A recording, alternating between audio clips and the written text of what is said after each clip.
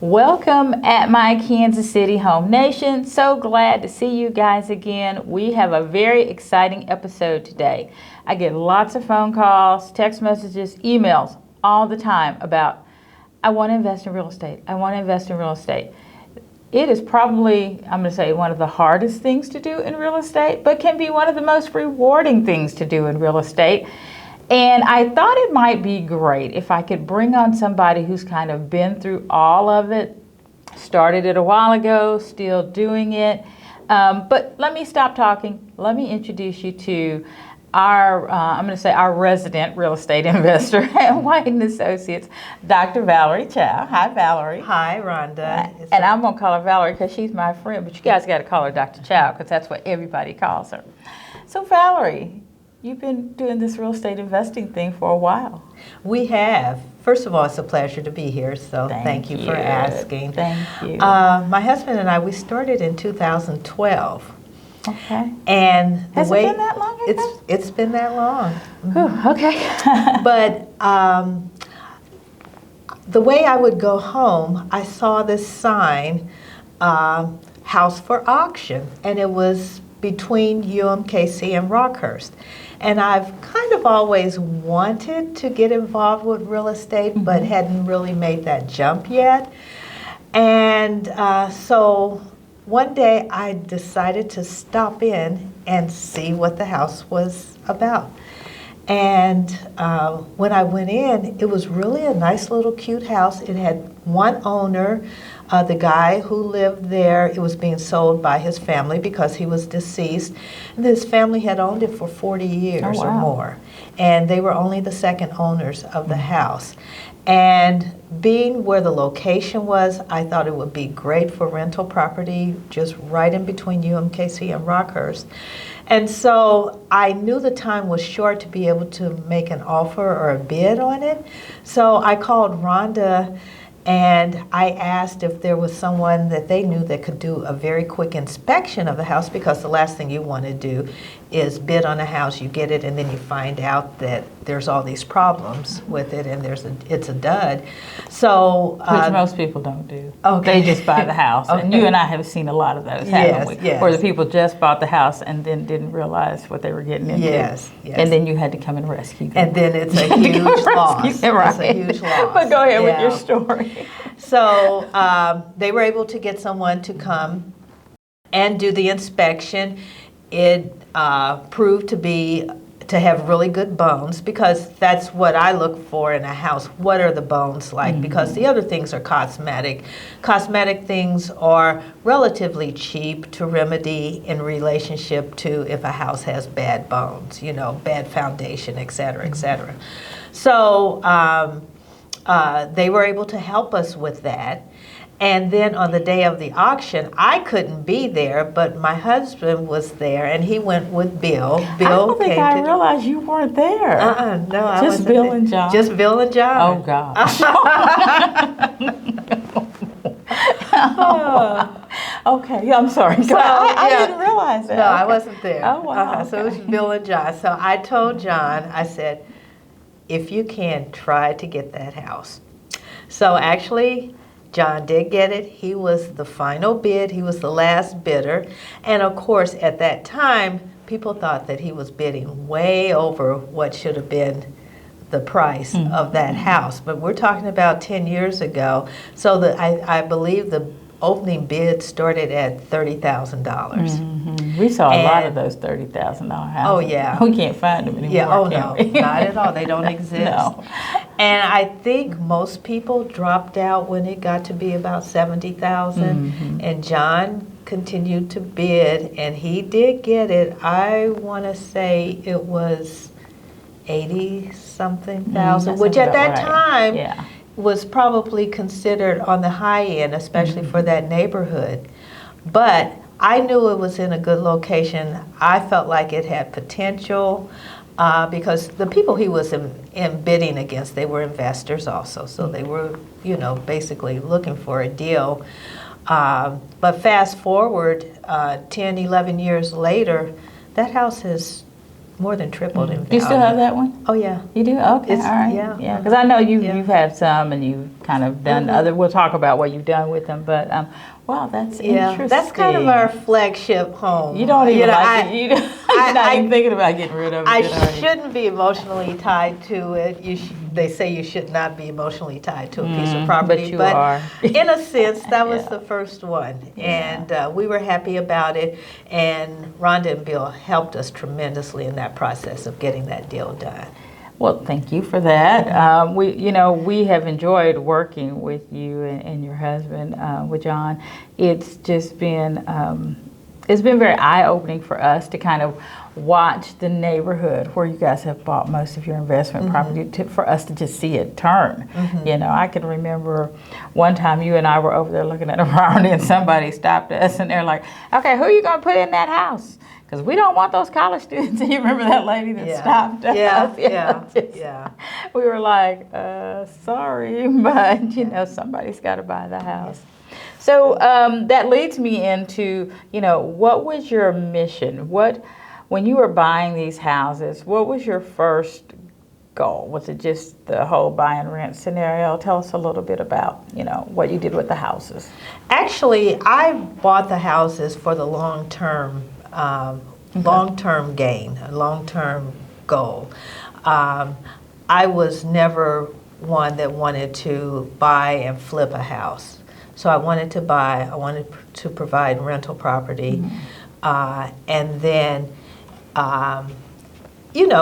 after years, if we saw a substantial gain, then I might sell some of them. But it was for the long-term goal and for the long-term goal of accumulation of wealth. Yeah, which is something that, has not always happened in our particular community. And when I say our, I mean the African American community. We have not had access to capital, had access to financing, and so for you guys to be in a position to be able to do that, not only have you helped yourself, but you've helped other people along the way. I mean, first of all, you've helped promote our business.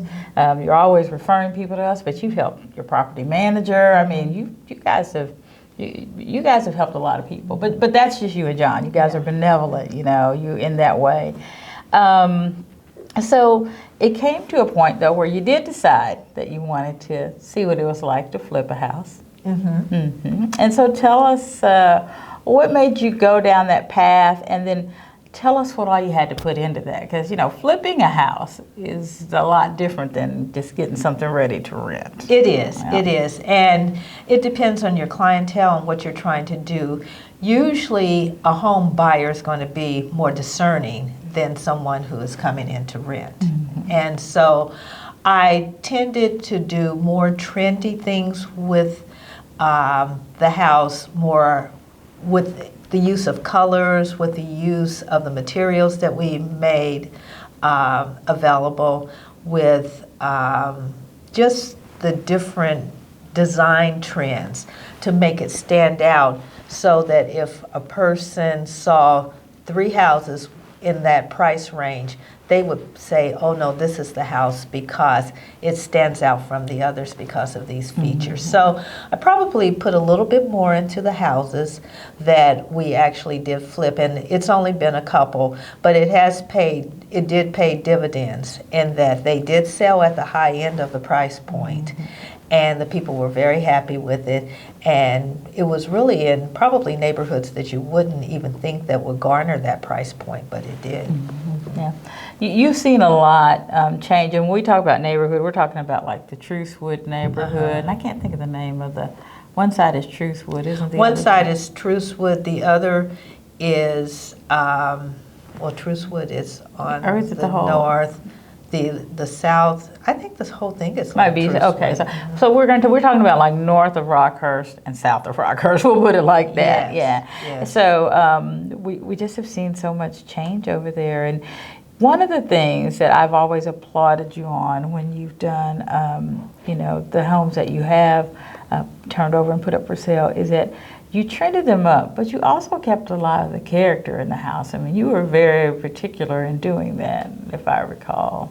Yes. Yeah. Well, I like architecture and I like history. So the worst thing that I can see is when I would see home builders or investors come in and they totally demolish the character of a house, because usually you can find certain characteristics in the time period of when houses were built. And I like to keep that, but to embellish and enhance that with more modern amenities along with that. And I think the combination of the two really makes the house or the home more appealing. I also try to do a house that, even with our rental houses, I try to remodel them in such a way that my motto is, if I want to remodel them in a way that if I had to, I wouldn't mind living there. Because I've been in so many houses and the investor tries to skimp on things that that probably in the end might make a difference of $1,000 or $2,000 at the most.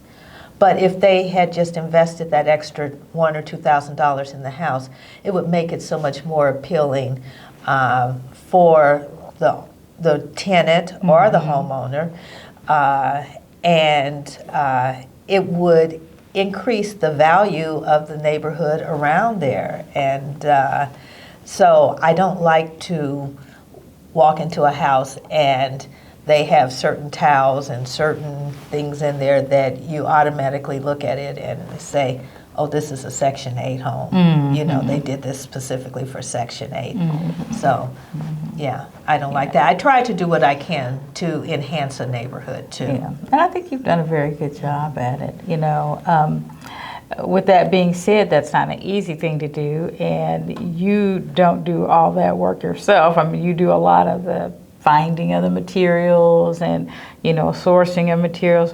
But you also have a pretty good crew, because I think you've worked with the same crew throughout this entire process, have you not? Yes, we have. Yeah, we worked with the same crew throughout this process, and they've been very reliable. I can count on them, and their workmanship has been very good.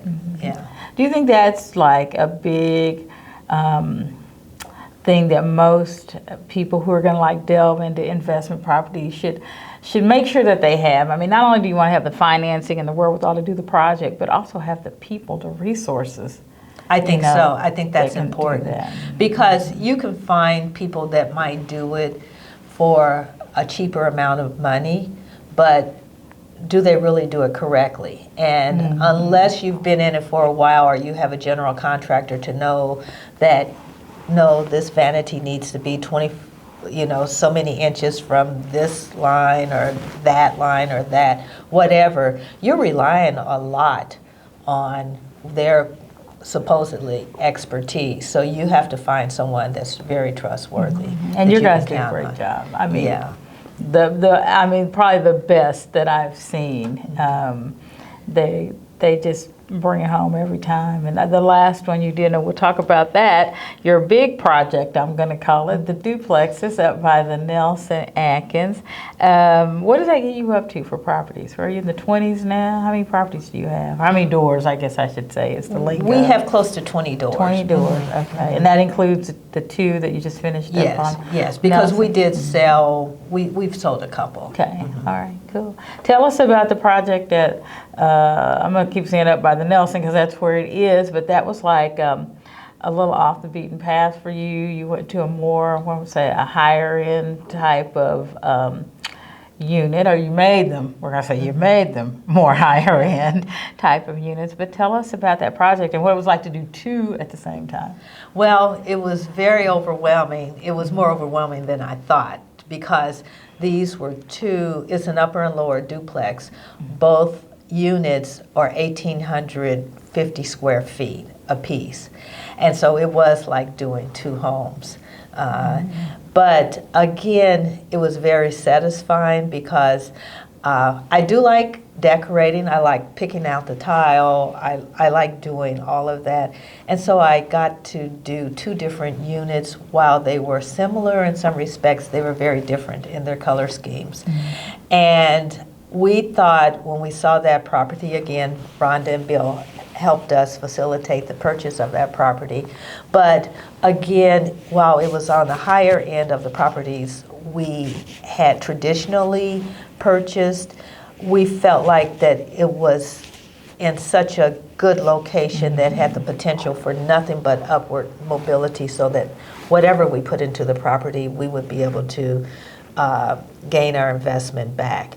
It's located a block from the Kansas City Art Institute, a block from the Nelson Museum, and 2 blocks from the Kemper Museum. So it's an area that's going to just continue to grow. And it's just, it was an amazing project. The house was built in 1933. Again, it had really good bones, and it was built at the time when they did a lot of the molding, excessive molding in those homes. So we were very intentional about keeping that.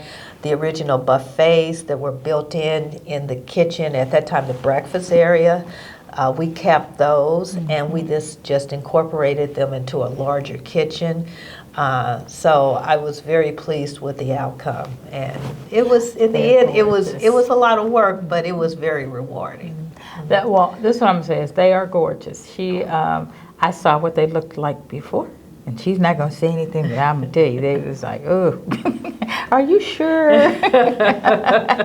But she could see the vision, man. I mean, Valerie's good about seeing the vision. And when Bill and I walked through them a couple weeks ago, we were just like in awe at how beautiful they were. So 2 people in Kansas City are going to get to rent those this fall and be very, very happy. So if you're looking to rent something up by the Nelson, watch out for those, because they are absolutely gorgeous, just gorgeous. So when you do investment properties like this, I know you don't just do it all for fun. You're looking to make a return on your investment. Yeah. What type of return are you looking for on these properties? I've never put a number to it, because again, we're in it for the long game. Mm-hmm. Okay. And we may not even sell them in their lifetime. It might, in our lifetime, it may be something that we pass on to our children to help build generational wealth. Okay. So that's really more the long game that we're looking at, that this is something we can pass on to our children. To have real estate. That's something that, like you alluded to before, as African Americans, we were not always privy to, because our parents did not have that same privilege to be able to do that for us. So that is really behind the thought of it, that there may be a few that we might sell, but probably the majority of them we're looking to pass on to our children. Yeah, it's a good story. I like it. Yeah, I like it. Which brings me to a little bit more personal aspect, because one of the things I think that has gotten you so deeply entrenched in making these neighborhoods look good is the fact that you are from the area. I mean, you were born and raised in Kansas City, Kansas, right? And you now live in Kansas City, Missouri. Before that, you lived in Overland Park. I did. Which did you like better? Do you have a preference? Actually, I love where I live now. I liked Overland Park, but I love where I live now. We live down the street from Luce Park. I'm able to walk and access that park. We're 5 minutes from anywhere you want to go in the city. We're just right south of the plaza. We're 10 minutes from the Kaufman Performing Arts if there's a play or a performance. We're 10 minutes from the Nelson. We're 10 minutes from most things in Kansas City. And so I really love where we are. Even my son, and he went to Blue Valley schools for his elementary school. He said he liked Overland Park, but he really loves where we live now. Now, speaking of your son, because I have him on here too. Hey, Donnie, we're going to give you a shout out, brother. What's it like being the mom of a major airline pilot? How do you sleep at night? I live vicariously through him. In other words, all of these places that I always wanted to visit, I asked him about it. How was it? What did he do? And so I live vicariously through him. In fact, at this point, I think he's on his way to Munich, Germany on a flight. So he's like everywhere. But you know, people have asked me that too, because some people have said, "Oh, it's so dangerous. How do you sleep at night?" You know, actually, when you look at the statistics, there are more people that die from car accidents than in airplane crashes. And I know he's a safe pilot. I know they have protocols and they make sure safety is first. In fact, after he got his bachelor's degree in aeronautical science at Embry-Riddle, he got a master's in safety from Embry-Riddle also. But at the end of the day, I pray about it. I leave it up to God, and then I go and I sleep like a baby. Well, I think you know him. You know that he knows what he's doing. I mean, he's learned his craft. And, you know, we always hope when we get on a plane, it's Donnie's flying the plane. Because, you know, nowadays you just never know. But, but no, it's been exciting to just kind of watch him when he does his post on Facebook. Well, the other thing too, if you've ever been around him and his friends and they start talking about aviation, you realize that it's more than just a job to them. It's a passion for him. And the last thing I would want to do is to keep him from doing something that he's passionate about. So my thought was the best thing I could do is get him the best training, the best education in that field that is possible to get. So he's very, very highly skilled and trained in it. Yeah, nice guy too. Still single? Thank you. He's still single. Ladies, he's still single. Donnie's going to hate me for that. He's still single. Well, let's talk about you for a little while, because, you know, I've skipped over the whole, part of how you became Dr. Chow. Tell us about your medical career, because, you know, you did something that whenever I think about it, it just kind of gives me the shivers, like when you, left here and went to college. When to hear you tell that story, I'm just like, oh my gosh, you were so far away from home. But I'm gonna let you tell your own story. Well, as you said before, I grew up in Kansas City, Kansas. Graduated from high school. I was in the first graduating class from Schlegel High School in 1974, and then I went away to college in New York. I went to Vassar College in Poughkeepsie, New York. Had never been there before. I'd been to New York before, but not to Vassar. And it proved to be a good experience, and I really enjoyed it. In fact, we just had our 45th class reunion. Oh, nice. Yeah. And after I graduated there with a degree in biopsychology, then I came back to KU and went to medical school at the University of Kansas, spent 4 years here, and then I left again and went to Dallas to do my residency training in anesthesiology, because that's what I specialized in. And so I was at the University of Texas Southwestern for 3 years in anesthesiology, and then came back to KU. Yeah, well, I'm telling you, so Valerie tells the story about when her parents dropped her off at college. Now, you got to remember, and Valerie and I are about the same age back then, we didn't have cell phones. Oh, no. So when your parents drive you across country and leave you in New York and turn around and have to come back, it could be a couple of days before they can call you again, because nobody has a cell phone. And I don't know how you guys did it. I don't know how your mom did it. Well, I was homesick for about 2 weeks, but then after that, you make friends. The people that you take classes with, the people that you have things in common with, and some of the friends I made there are still my lifelong friends that I see from time to time, and we talk from time to time. So you're talking about 45, 49 years of friendship. And you are right that when they dropped me off, I couldn't talk to them for a week. And of course, we didn't have cell phones then, so we talked every Sunday. That was the day that I called home, and we talked. But That's when you had to pay for long distance. Yeah, you had to pay for long distance. Yeah. Yeah. But again, it was a good experience, and I met some of the most caring and interesting people, and that have become my friends, lifelong friends. And I tease Valerie all the time, but my friend is a lifelong learner. She is always studying something, taking a class. I mean, you still take French? I do. I mean, you've been taking this French class. You got to be on like French 10 by now. No, I'm still in French 4. She convinced me. She convinces me to do a lot of things that I start off doing, and then I kind of leave her on her own. She convinced me to take this French class with her. I think I made it like halfway through French 1, and she's on French 4. but that, and you. I'm going to say are trained, can I say pianist? Because you can really play a piano now. Well, classically. I can play, but I am not a professional, or not even a semi-professional. But I have played piano. That was one of what I say is a gift that my parents gave me. They started me with piano lessons at 3 1/2. And I played all the way through high school, took classical lessons all the way through high school. I didn't play.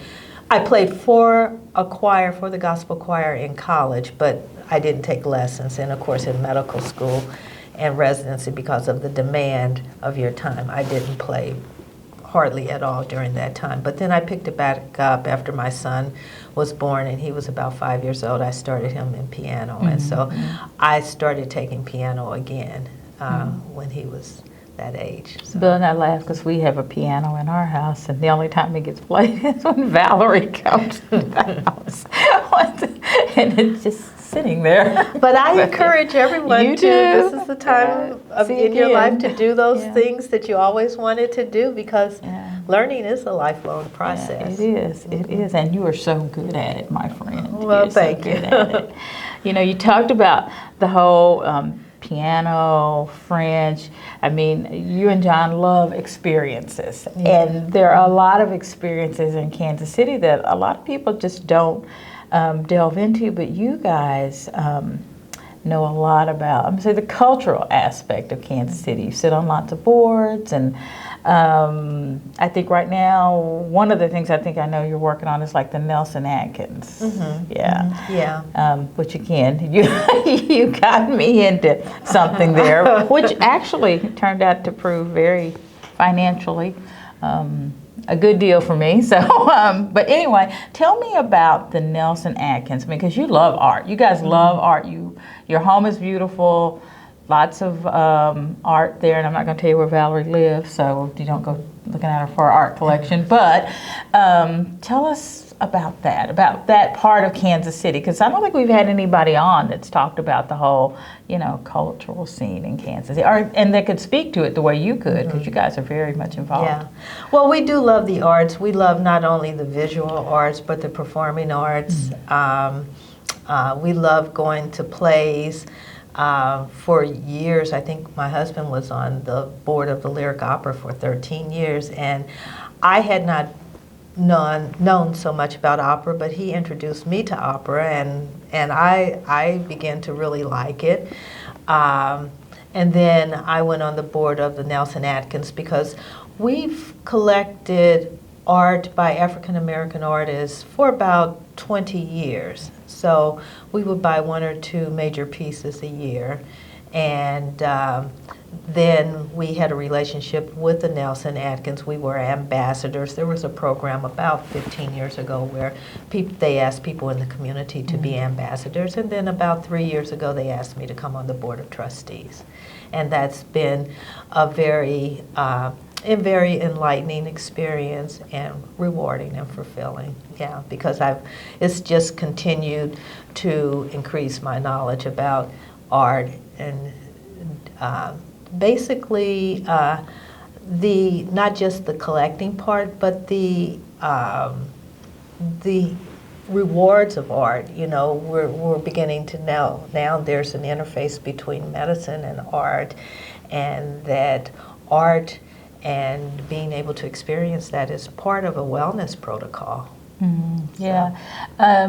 I just for myself, having had the opportunity to attend some events with you and John, it is very, I'm gonna say for me, relaxing because I feel like I have like one of the most demanding jobs in the world, and that's not taking anything else away from anybody else. But I think whenever you're dealing with people, no matter what you do, it can be demanding on you, and just to have those times to like break away and sit down and just like really partake of whatever it might be, whether that be, some, I don't know, hip hop concert, I don't know, or the opera. We've attended several operas with you guys, several plays, and I think the one that stands out for me the most is remember when we went to Italy? Oh, yeah. And we went to that little local church, and those two people, it was just like, okay, this is like opera at its finest, just in this little church and those two people. It was so good, so cool. It was such an intimate setting, it too. Was. It was really nice. It really was. And, and you just,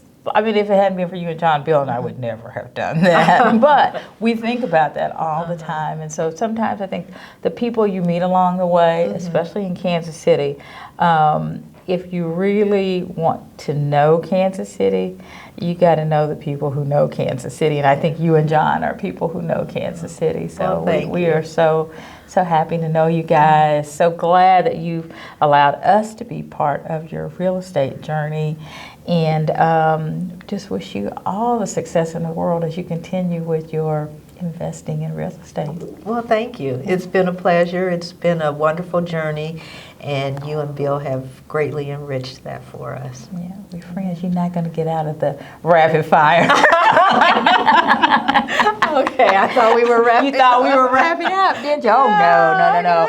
Last but not least is the famous rapid fire. Now, I'm going to just tell you guys, I gave Valerie, because she is my friend, I gave her a hint of what some of these questions would be. So we're going to see what somebody who is born and raised in the area how they will answer these questions. So Valerie, where's your favorite place to eat in Kansas City?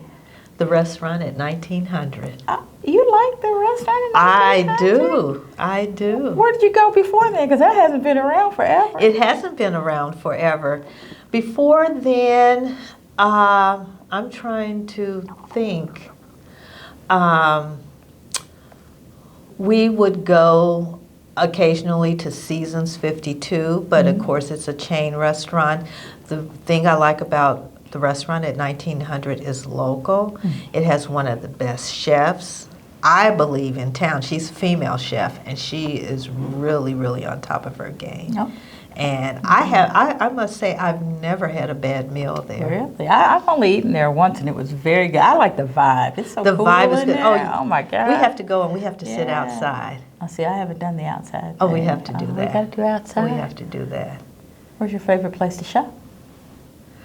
My favorite place to shop, of course, is Halls. A Kansas City staple, I might add.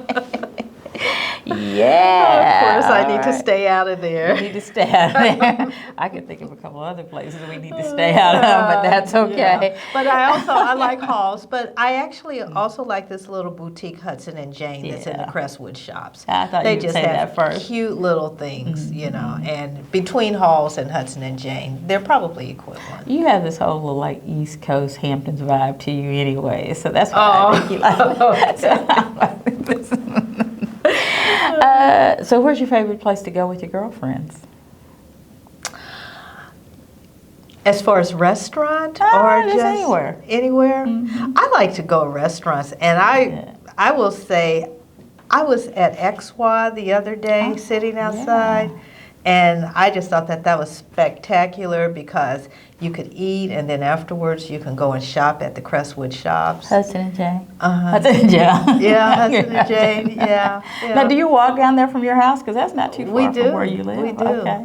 Yeah. That's the neat thing about like living in Kansas City. It's so walkable. Out here in Overland Park where we live, you can walk to something, but by the time you get there, you're like, okay, so who's going to come pick me up?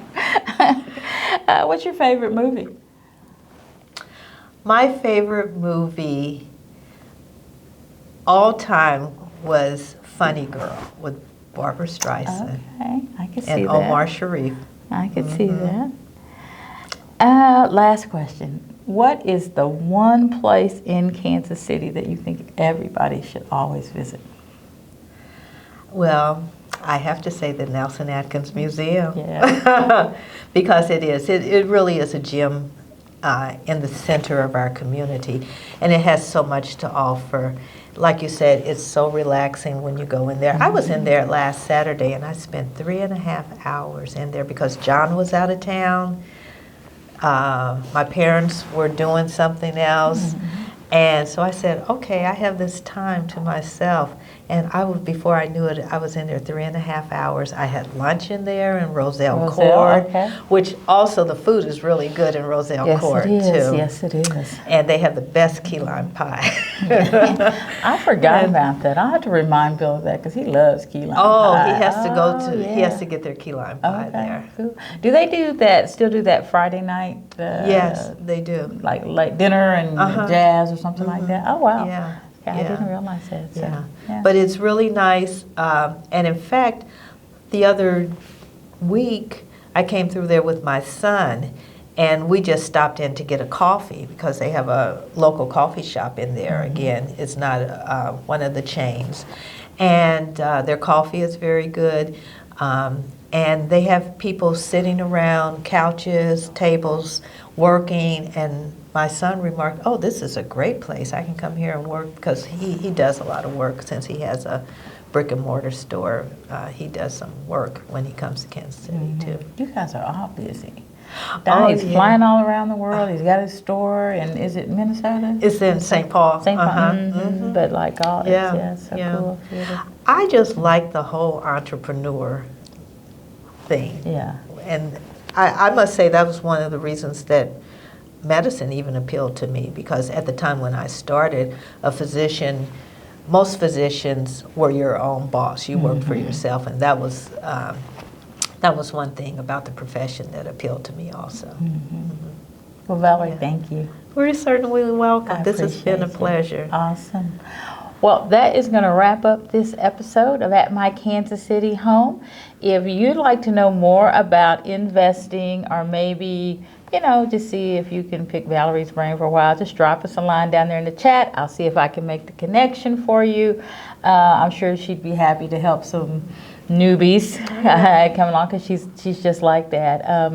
But until we see you next time, have a wonderful Kansas City day.